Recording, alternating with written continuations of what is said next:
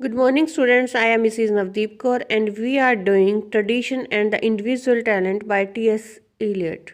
Before I begin, it is advisable that you keep a notebook and a pen to note down all the important points. You should know what is an essay, what is criticism, who is a best critic. You should know all these things firstly. Critic कौन होता है? जो criticism करता है means pros and cons both are described by a critic. किसी चीज़ की, किसी भी पीस ऑफ आर्ट के क्या पॉजिटिव पॉइंट्स हैं, क्या नेगेटिव पॉइंट्स हैं, all things a critic should describe. सिर्फ नेगेटिव पॉइंट्स की ही बात नहीं की जाती। एसेस की quality we have already discussed कि किसी एक पर्टिकुलर थॉट को लेकर राइटर उसके ऊपर अपने विचार प्रेजेंट करते हैं कि उसका क्या सोचना है उस थॉट के बारे में। तो यहाँ पर हम देखते हैं कि टी.एस. एलियट ने किस चीज़ के ऊपर अपने विचार दिए हैं, tradition and the individual talent.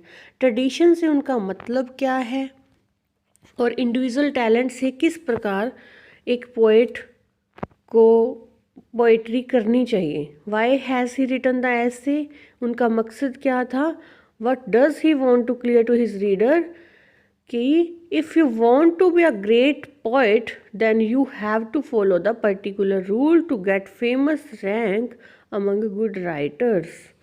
अगर आपको अच्छा पोएट बनना है तो आपको चाहिए कि नॉलेज हो आपको ट्रेडिशन की। जैसे अब मैं ये वीडियो बना रही हूँ तो मैंने मैटर कहीं से उठाया है आपको, लेकिन प्रेजेंटेशन मेरी है, ठीक है ना। तो मैं इनका मतलब क्या है कि अगर आप ट्रेडिशन को फॉलो कर रहे हो तो फर्स्टली यू शुड नो कि व्हाट इज़ गोइंग ऑन।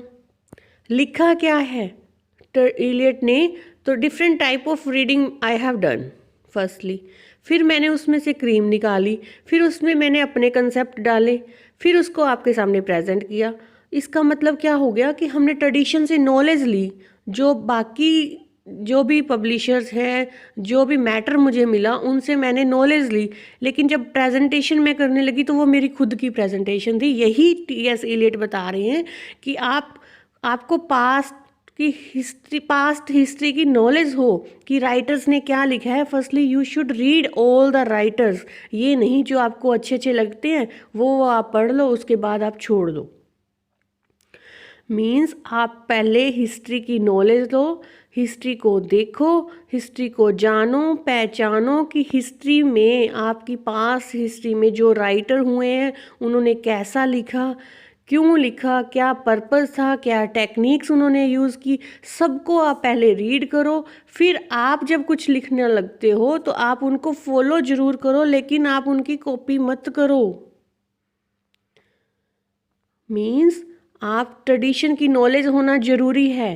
क्या चल रहा है सोसाइटी में, कौन से राइटर ने कैसे लिखा है, उनकी टेक्निक क्या है, उनकी स्ट्रेटजी क्या है, उन्होंने कैसे फिगर ऑफ स्पीच यूज़ की हैं, जो भी कुछ वो यूज़ कर रही हैं राइटर पास्ट में, आपको उनको पहले पढ़ना चाहिए। उसके बाद आप कुछ भी लिख रहे हो तो आपको वहाँ से नॉलेज मिलेगी। आपको अपने पास से नॉलेज लेनी चाहिए, फिर आपको कुछ क्रिएटिविटी करनी चाहिए, न्यू टच देना चाहिए अपनी किसी भी आप राइटिंग को जब लिखते हो। ये क्वालिटीज़ एक पोइट के अंदर होनी चाहिए जब वो एक पोइट्री को लिख रहा है। Hope you understood what I mean to say. यहाँ पे मैं अपना खुद का एग्जांपल दे रही हूँ कि मैंने पहले स्टडी की टी.एस. एलियट के बारे में, ट्रेडिशन एंड इंडिविजुअल टैलेंट के बारे में, फिर मैं अपनी प्रेजेंटेशन आपको दे रही हूँ कि मैंने क्या समझा, कैसे समझा और मुझे क्या पता चला। कंसेप्ट तो वही रहेंगे जो टी.एस. एलियट ने कहे, जो और आप अगर देखते हो कि जो भी कहीं से भी हमें मैटर मिलता है, जितनी भी बुक्स में है कंसेप्ट तो वही है, लेकिन यहाँ पे प्रेजेंटेशन मेरी है, क्रिएटिविटी मेरी है यहाँ पे। तो यही बात टी.एस. एलियट बताना चाहते हैं कि जब भी कुछ आप लिखते हो, जब भी आप कुछ भी आगे बताना चाह रहे हो, या कोई पोइट्री को अगर एक पोइट लिख रहा है तो वो पहले से हिस्ट्री के अंदर जाए, सारी हिस्ट्री को देखे कि उससे पहले के जो राइटर हैं वो कैसे लिखते थे, उनकी प्रेजेंटेशन कैसे थी, उनसे नॉलेज लो आप, फिर आप अपनी कुछ क्रिएटिविटी डाल के उसको प्रेजेंट करो। तो सबसे पहले हम देखते हैं, हमने क्या नोट किया कि एक ऐसे है, और जो टी.एस. इलियट है वो सिर्फ एक ऐसेइस्ट नहीं है, वो प्ले राइट भी हैं, एक पोएट भी हैं, वो एक क्रिटिक भी हैं। सारी खूबियाँ उनके अंदर थी। तब उन्होंने ये जजमेंट की कि मुझे ये ऐसे लिख के बताना चाहिए कि जो एक पोएट है उनके अकॉर्डिंग वो क्या क्वालिटीज़ हैं जो एक पोएट में होनी चाहिए। ये 1919 में पब्लिश हुआ। और जो सबसे पहले इसकी पब्लिकेशन थी, एक ईगोइस्ट बुक आती थी, मैगज़ीन, सॉरी, ईगोइस्ट मैगज़ीन थी ये वाली। तो इस मैगज़ीन में उनकी पब्लिश हुई सबसे पहले ये ऐसे उनका जो था लिटरेरी मैगज़ीन थी। और जो एपिसोडिक और पीरियोडिकल आती हैं उस मैगज़ीन के अंदर ये इनका ऐसे फर्स्ट टाइम पब्लिश हुआ था। और second time the sacred book 1920 में इनका एक खुद की बुक थी, book of criticism, sacred book. तो उनके अंदर इन्होंने दूसरी बार ये पब्लिश हुआ था। तो हम देखते हैं कि ये वाला जो ऐसे है ट्रेडिशन एंड इंडिविजुअल टैलेंट, ये 3 पार्ट्स में डिवाइड हुआ। इससे पहले हम देख लेते हैं कि जो टी.एस. इलियट थे उनका फुल नेम था Thomas Stearns Eliot. T S. Eliot, Thomas Stearns Eliot एक प्ले राइट थे, लिटरेरी क्रिटिक भी हुए हैं। इनका बर्थ अमेरिका में हुआ था, लेकिन ये मूव हो गए थे यूनाइटेड किंगडम में, वहीं पे वो सेटल हुए, वहीं पे उन्होंने अपना जो एज अ राइटर का करियर था वो बनाया। अब बात आती है मैगज़ीन के बाद कि वो क्या कह रहे हैं इस ऐसे में। Tradition and the individual talent को 3 पार्ट्स में डिवाइड किया गया। सबसे पहले उन्होंने कंसेप्ट ऑफ ट्रेडिशन दिया, theory of impersonal poetry and then conclusion. तो इस ऐसे में हम देखते हैं कि ट्रेडिशनल एंड इंडिविजुअल टैलेंट में फर्स्टली उन्होंने कंसेप्ट ऑफ ट्रेडिशन दिया कि ट्रेडिशन क्या होता है, इसकी इम्पोर्टेंस क्या है, वैल्यू क्या है, फंक्शन क्या है, और हम कैसे ट्रेडिशन को एक्वायर कर सकते हैं, और एक पोइट की ड्यूटी क्या है टू एक्वायर इट। इम्पोर्टेंस क्या है ट्रेडिशन की, अगर हम पहले पढ़ते हैं ट्रेडिशन से हमें नॉलेज मिलती है, ट्रेडिशन से हमें सब ज्ञान मिलता है। ट्रेडिशन जो है हमारा ये एक तरह से बेसमेंट का काम करता है। इसकी इम्पोर्टेंस ये है कि हमें पता चलता है कि सोसाइटी में क्या चल रहा है, दूसरे लोग क्या कर रहे थे, हमें नॉलेज होती है। अगर हमें किसी चीज़ की नॉलेज होती है only then we can do very well. Value क्या है कि हमारा जो पास्ट है वो अफेक्ट करता है हमारे प्रेजेंट को, और हमारा प्रेजेंट जो है वो हमारे फ्यूचर को बनाता है। मीन्स कुछ भी अगर हम लिखते हैं तो उसका बेसमेंट जो है हमारी हिस्ट्री से ही होता है। अगर हम सपोज करो we are living in present era and हमें कुछ भी चीज़ है जो हमने अपने पास से सीखा है, अगर हम हिस्ट्री पढ़ते हैं, एसएसटी पढ़ते हैं, साइंस पढ़ते हैं, जो पहले थी उन्हीं जो अचीवमेंट हमारी पहले थी हमने उसके अंदर इम्प्रूवमेंट किया है। पहले हमारे पास मोबाइल फ़ोन तो होते नहीं थे, उससे पहले किस तरह के, जब हम देखते हैं कि ब्रिटिशर्स के टाइम में बड़े बड़े फ़ोन होते थे, फिर ये वायर वाला फ़ोन आने लग गया, टेलीफोन जिसको हम बोलते हैं, फिर कोर्डलेस आ गया, फिर मोबाइल फ़ोन आ गए, पहले नोकिया था, अब स्मार्टफोन आ गए। तो डे बाय डे हम इम्प्रूवमेंट कर रहे हैं, लेकिन जो हमने आज इम्प्रूवमेंट की है वो बेस तो किसी पहले से था ना। तो हमने हिस्ट्री से सीखा, जब फर्स्ट टाइम कुछ बना था फ़ोन तो उससे नॉलेज ले लेके हमें जैसे जैसे नीड हुई हमने उसके अंदर इम्प्रूवमेंट की।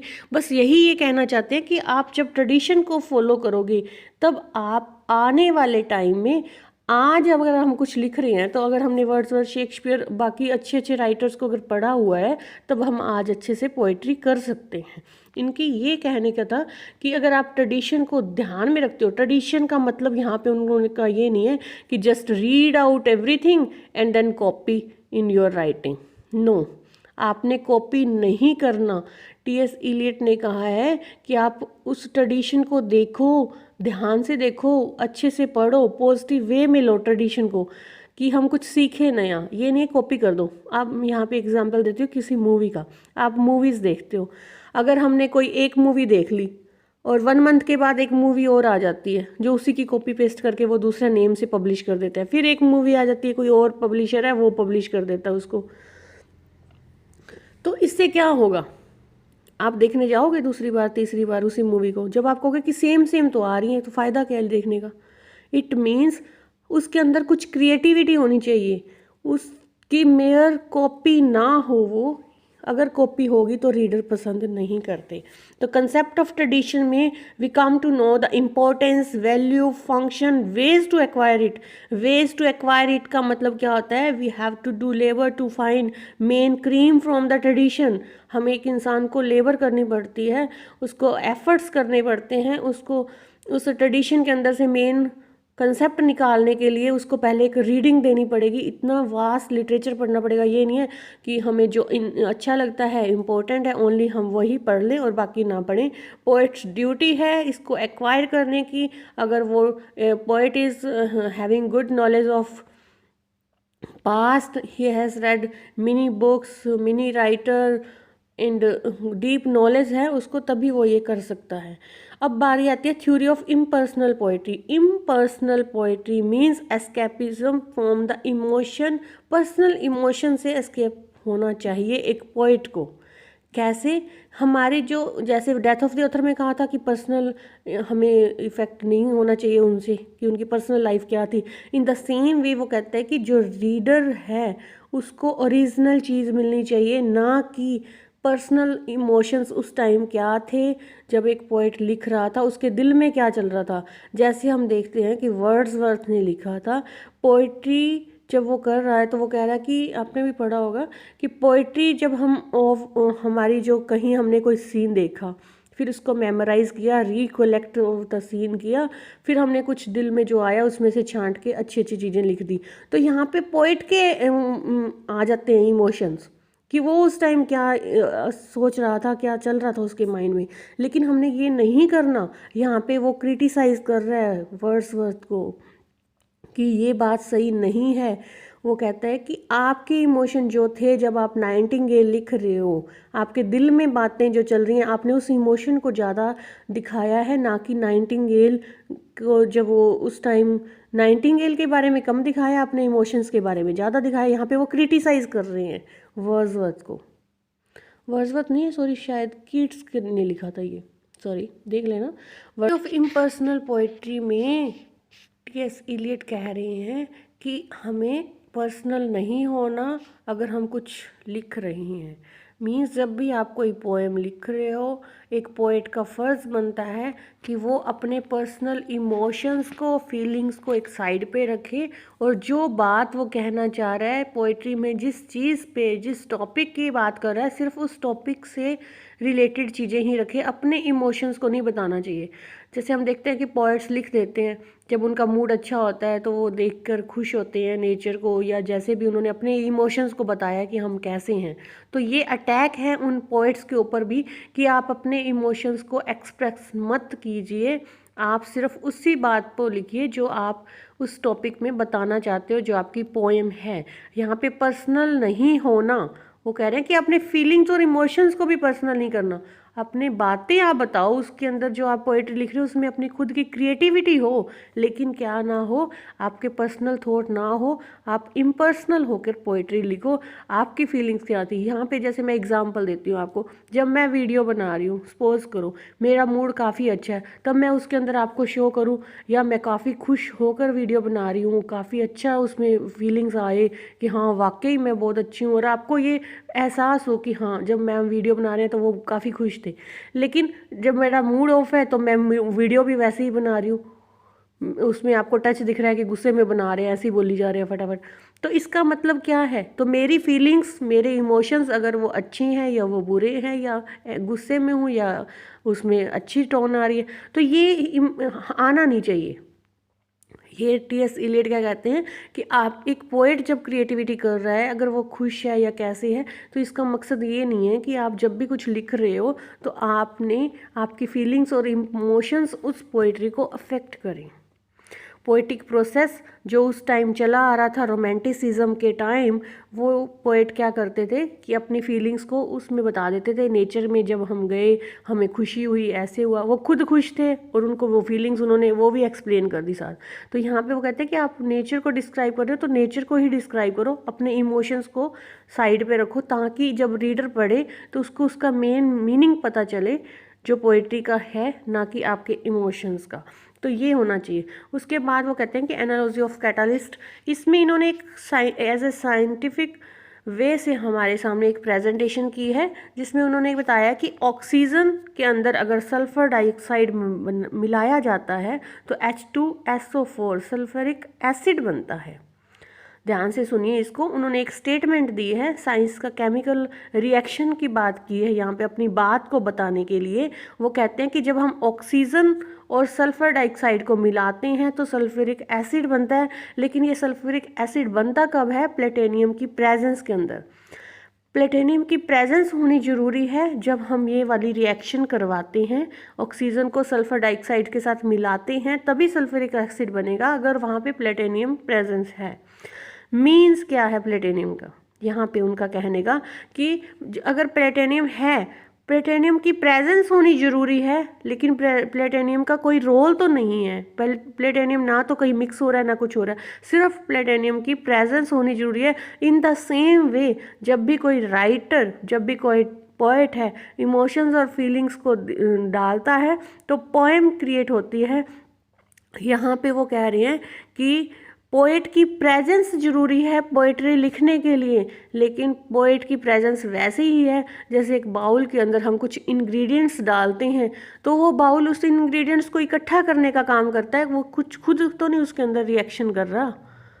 होप यू अंडरस्टूड कि बाउल में सभी इंग्रेडिएंट्स डाले जाते हैं, इंग्रेडिएंट्स डालने से उन चीज़ों का मिक्सचर होगा। बाउल ने तो सिर्फ उनको मिक्स किया चीज़ों को, उसमें उसका एक काम ये था कि उनको मिक्स करना है सारी इंग्रेडिएंट्स को। इन द सेम वे जब एक पोएट है, पोएट का काम है कि आप सब कुछ लिखो, उसमें अपना पर्सनल टच नहीं देना। बाउल से तो कुछ नहीं गया ना इंग्रेडिएंट्स के अंदर, बाउल ने तो मिक्स किया है, ना कि बाउल उन इंग्रेडिएंट्स का एक पार्ट नहीं है, उनको मिक्स करने का एक सोर्स मात्र है। यहाँ पे यही बात वो बता रहा है इस इक्वेशन के जरिए कि इमोशंस और फीलिंग्स से ही पोएम बनती है, लेकिन अपने पर्सनल आपने फीलिंग्स इमोशंस नहीं डालने।